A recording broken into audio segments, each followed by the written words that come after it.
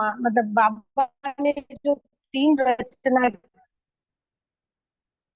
बाबा ने जिन तीन देवताओं की रचना की है वो है ब्रह्मा, विष्णु और शंकर। बाबा ने सूक्ष्म बर्तन में जिन देवताओं की रचना की है वो है ब्रह्मा, फिर विष्णु, फिर शंकर। तो अब हम ब्रह्मा से बच्चे बनकर, प्रजापिता ब्रह्मा के बच्चे बनकर ब्राह्मण बन गए।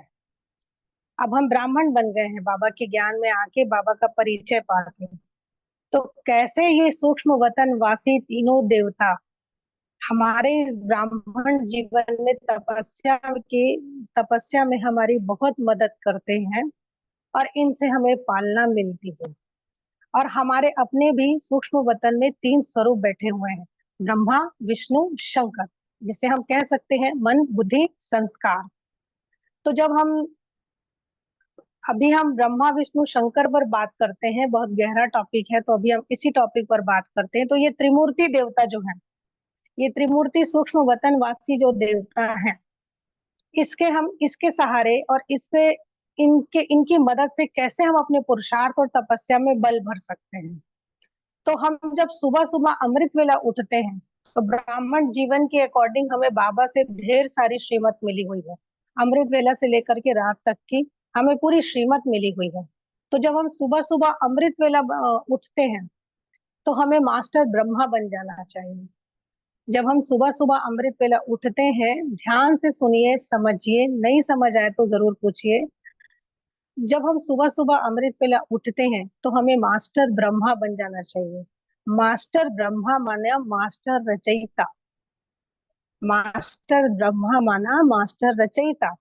अब आप अमृत वेले अपनी पूरी दिनचर्या की रचना कर लीजिए कि आज आप क्या क्या करने वाले हैं, किस अवस्था में बाबा को याद करने वाले हैं, कौन कौन से कर्म में बाबा को साथी बनाने वाले हैं, और कैसे आपके हर एक कर्मों में बाप को याद करने के कारण सेवा का रूप लेता चला जाएगा। तो आप रचना का पाठ बजाइए, रचयिता का पाठ बजाइए, और अपनी स्वयं की श्रेष्ठ, समर्थ, शक्तिशाली संकल्पों से अपने ही भाग्य की रचना कीजिए। क्योंकि शिव बाबा ने हम सब आत्माओं को अपने स्वयं के भाग्य की कलम हम सभी को दे रखी है। तो अमृत हवेला हमें मिल जाती है, और इस कलम से हम अपने भाग्य को लिख सकते हैं कि हम कैसी आत्मा है, हम कितनी शक्तिशाली आत्मा है। हमारा इस विश्व मंच में, इस विश्व प्लेटफॉर्म में, इस विश्व इतने बड़े पार्ट में हमारा पर्सनल पार्ट क्या है, और कैसे हम बाबा के साथ इस विश्व कल्याण के इतने बड़े मिशन में हम साथ में सहयोग दे रहे हैं और बाप से सहयोग ले भी रहे हैं। तो सुबह सुबह अमृत वेला उठकर मास्टर ब्रह्मा बनकर, मास्टर रचयिता बनकर, अपने भाग्य की कलम से अपने भाग्य को जितना ऊंचा बना सकते हैं उतना ऊंचा लिखिए। ये कलम हम सब बच्चों के हाथ में है। तो हमारा जो मास्टर ब्रह्मा स्वरूप है, जो हमारा मास्टर ब्रह्मा स्वरूप है, जिसको सार में हम मन कहते हैं, वो एक्टिव हो जाएगा। शुद्ध मन, निस्वार्थ मन, निश्चल मन, निष्कपट मन, शक्तिशाली मन, बहुत सुंदर मन, बाप से मिला हुआ बहुत ही प्रीत भरा मन। तो ये जो हमारा शक्तिशाली मन है, ये तैयार हो जाएगा, ये एक्टिव हो जाएगा, और इसके वाइब्रेशन हमारे अंदर ऐसे जनरेट होंगे जो हमसे विश्व को जाने लग जाएंगे। हमारे अंदर बाप से जो हमने भाग्य की कलम लिखी, बाबा ने हमें भाग्य की कलम भी दी हुई है बुद्धि रूपी, साथ साथ हमें अपने भाग्य को कैसे लिखना है ये भी बताया हुआ है। तो जितना शक्तिशाली से शक्तिशाली आप संकल्प चला सकते हैं स्वयं के लिए। मैं मास्टर पवित्र स्वरूप आत्मा हूँ, मैं मास्टर विश्व सेवाधारी आत्मा हूँ, मैं मास्टर सर्वशक्तिवान आत्मा हूँ, जितना श्रेष्ठ समर्थ संकल्प लिख सकते हैं।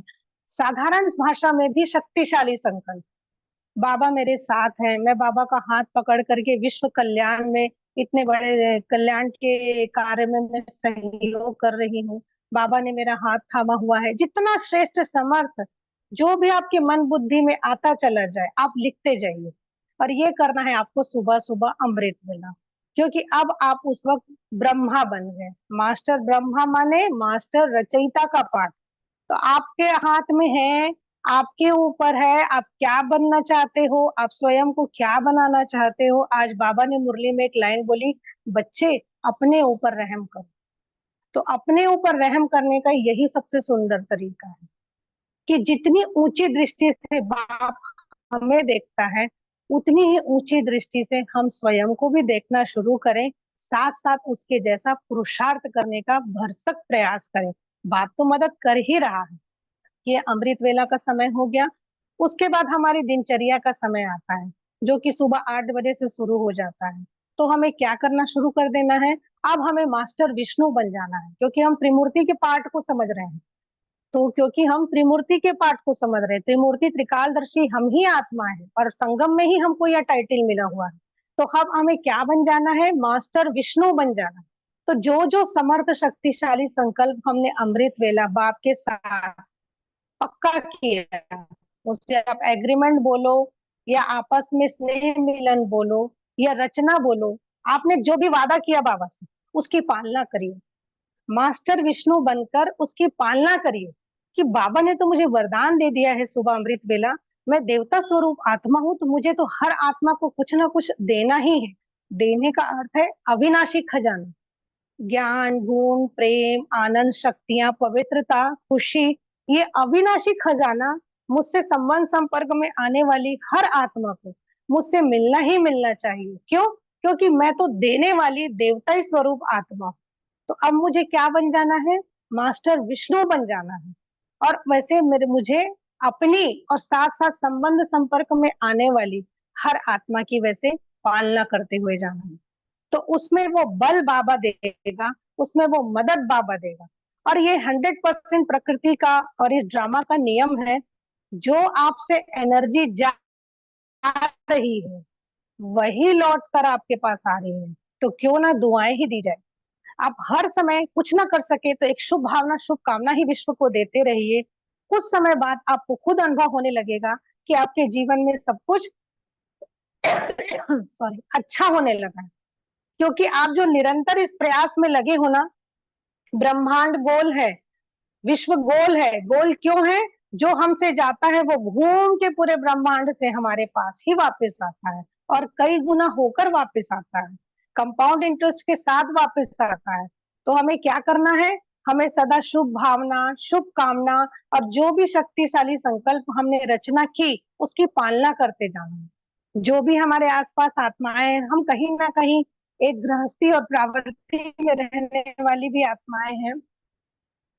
तो जो भी हमारे संबंध संपर्क में साथ में रहती हैं, उन्हें बाबा का बच्चा समझकर उनकी पालना करना है। जरूरी नहीं कि सेवा उसे ही कहा जाए जो किसी मंच पर हो, सेंटर पर हो, मधुमन पर हो। आपके साथ जो रह रहा है व्यक्ति, वो बाबा के ज्ञान से अनजान है, उसे बाप का परिचय नहीं है, उसकी सेवा करना भी बाबा की सेवा करने के बराबर है। क्योंकि वो आपका नहीं, बाप का बच्चा है। माँ बाप के पास दो प्रकार के बच्चे होते हैं, एक अच्छे बच्चे होते हैं, एक बिगड़े बच्चे होते हैं। कुछ कम दिमाग के बच्चे होते हैं, कुछ ज्यादा होशियार बच्चे होते हैं। आज ही बाबा ने मुरली में कहा। तो जास्ती सर्विस जो करते हैं ना, उन्हें बाबा उन्हें बाबा जास्ती प्यार करते हैं। लेकिन जो बच्चे इस चीज को नहीं समझ पाते हैं, कुछ थोड़ा कम दिमाग होते हैं, लौकिक बुद्धि से वो होशियार होते हैं, तो बाबा को उनकी फितरात लगे रहती है। अगर लौकिक संसार में आपके भी दो प्रकार के बच्चे हो, तो अगर एक समझदार हो तो आपको उसकी चिंता नहीं रहेगी, लेकिन जो एक नासमझ होगा ना, आपको उसकी चिंता ज्यादा रहेगी। तो ऐसी आत्माएं जो परमात्मा को नहीं पहचान पाई, जो अपने कमजोर संस्कारों के कारण बाप का परिचय नहीं समझ पाई, आपके साथ रहते हुए भी वो ये नहीं जान पाई कि हम आखिर किसे याद कर रहे हैं, उनकी सेवा करना भी जैसे बाप की सेवा है। क्योंकि वो बच्चा आपका नहीं है, वो तो आप मेरा मेरा कहते थे, आप मेरा मेरा कहते थे, लेकिन अब बाबा ने बता दिया है कि आप जिसे मेरा मेरा कहते हो वो आपका नहीं है, वो सब बाप का है। तो वो आत्मा भी बाप की है, चाहे वो जैसी भी है। तो सेवा की दृष्टि से उसकी पालना करिए, मास्टर विष्णु बन जाइए।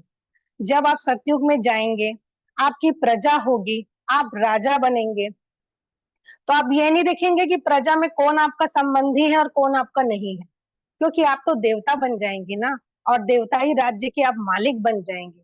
तो आपकी प्रजा, चाहे वो कम पद वाली हो, उच्च पद वाली हो, जैसी भी हो, आप सबके लिए समान भावना रखेंगे। तो ऐसे ही मास्टर विष्णु बन करके हर आत्मा की पालना करिए। इससे आपका सेवा का जो प्लस पॉइंट है वो बढ़ता ही चला जाएगा, घटेगा नहीं। बस अंदर में मेरा मेरा वाली फीलिंग ना हो। मेरा लौकिक संबंध जो भी है वो मेरा मेरा वाली फीलिंग ना हो। बाबा का बच्चा है, बाबा का बच्चा है, ऐसे बोल बोल कर आप उनको संभाल सकते हैं। ट्रस्टी बन के आप संभाल सकते हैं। धन को भी आप ट्रस्टी बनकर संभाल सकते हैं। इस तन को भी आप ट्रस्टी बनकर संभाल सकते हैं। मास्टर विष्णु बन करके हर किसी की पालना करते जाइए, आप ऑटोमेटिकली राजाई कुल में, सतयुग में जाने के योग्य बनते चले जाएंगे। कभी भी मनसा में ये संकल्प ना आए कि हमें अगर मौका मिलता और अगर हम बड़े बड़े सेंटरों पे जाते, बड़ी बड़ी सेवाओं में शामिल होते तो हमारा भाग्य जगता। आप जहां हैं वही आपका सेंटर है, वही बाबा का घर है। आप जा सकते हैं, आप जरूर जाइए। लेकिन अगर आप नहीं जा सकते हैं तो मन को छोटा मत करिए। बाबा ने आपको विशेष सेवा के लिए चुना है, तो उस विशेष सेवा को समझिए और बहुत साफ मन से करते जाइए, क्योंकि जो भी आपके पास है वो बाबा का ही दिया हुआ है। तो ये होता है मास्टर विष्णु बन करके, जो आपने अमृत वेला संकल्प चलाया, अपनी प्लानिंग की, अपना पूरा शेड्यूल बनाया, उसकी पालना करना। अब त्रिमूर्ति में थर्ड पार्ट आता है मास्टर शंकर का। तो शंकर की रचना कैसी है, मतलब शंकर का चित्र कैसा है, आप सभी को पता है। विष्णु तो सदा देने वाला है, ब्रह्मा तो सदा किताब लेके लिखने पढ़ने वाला है, लेकिन शंकर का चित्र कैसा है आप सबने देखा है। दुनिया प्रकार के विषय विकार, जंतु जीव, जहरीले से जहरीले सांप बिच्छू सब शंकर के पास ही रखे हुए हैं। लेकिन उस हालात में भी शंकर के दो नेत्र बंद हैं, लेकिन तीसरा नेत्र खुला हुआ है, और वहीं उनकी जटा से ही ज्ञान गंगा निकलती है। तो ऐसे चारों तरफ जो अभी कलयुगी मानव का संसार में फैला हुआ है, हर आत्मा सिर्फ दुख दे रही है। क्यों दुख दे रही है? क्योंकि वो दुख पा भी रही है, वो दुख ले भी रही है। वो दुख ले रही है तो वो दुख दे रही है। तो उसे, दुनिया की आत्माओं को ये समझ नहीं है। यहाँ पर स्वयं को मास्टर शंकर बन जाना है, और जो भी व्यर्थ है उसे समर्थ में परिवर्तन कर देना। क्योंकि शंकर की सबसे बड़ी शक्ति है परिवर्तन शक्ति।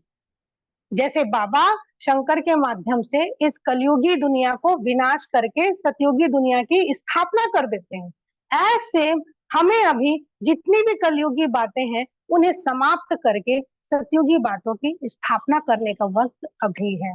व्यर्थ को समर्थ में, समर्थ से श्रेष्ठ में परिवर्तन करना मास्टर शंकर का काम है। और आप त्रिमूर्ति आत्मा हैं, क्योंकि आप बाबा के बच्चे हैं।